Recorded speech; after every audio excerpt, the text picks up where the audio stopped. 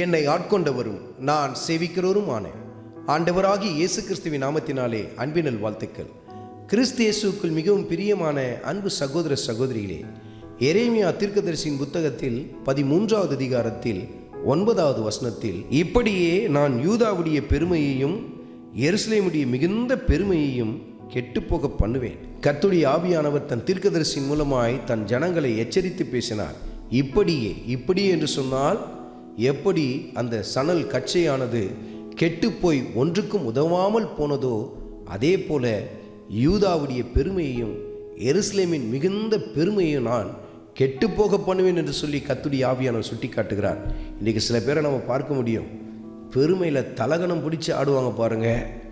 அவங்க ஒரு பதவியை அடைஞ்சிட்டாங்க அல்லது ஒரு நல்ல நிலையை அடைஞ்சிட்டாங்கன்னு சொன்னால், அல்லது கொஞ்சம் நல்லா படிச்சிருக்கிறாங்க, நல்ல உத்தியோகத்தில் இருக்கிறாங்கன்னு சொன்னால் தலகால் புரியாமல் ஆடுவாங்க பாருங்கள்.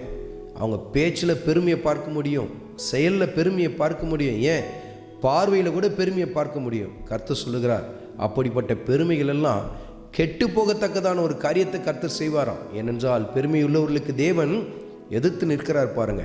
அருமையான மகனே, அருமையான மகளே, உனக்கு கீழே இருக்கிறவங்கள ரொம்ப ஏளனமாக பார்த்து கொண்டு இருக்கிறாயா? ஏளனமாய் நடத்துகிறாயா? உன் வேலை ஸ்தலத்திலே சக பணியாளர்களை நீ உன் தலைகணத்தினால் அவர்களை மட்டம் தட்டி கொண்டிருக்கிறாயா? கர்த்தருடைய ஆவியானவர் சுட்டி காட்டுகிறார், உன் பெருமை கெட்டு போகத்தக்கதான காரியத்தை கர்த்தர் செய்வேன் என்று சொல்லி கர்த்தருடைய ஆவியானவர் சுட்டி காட்டுகிறார். அகந்தை வரும்பொழுது அழிவும் வரும் என்று சொல்லி கர்த்தருடைய ஆவியானவர் சுட்டி காட்டுகிறார்.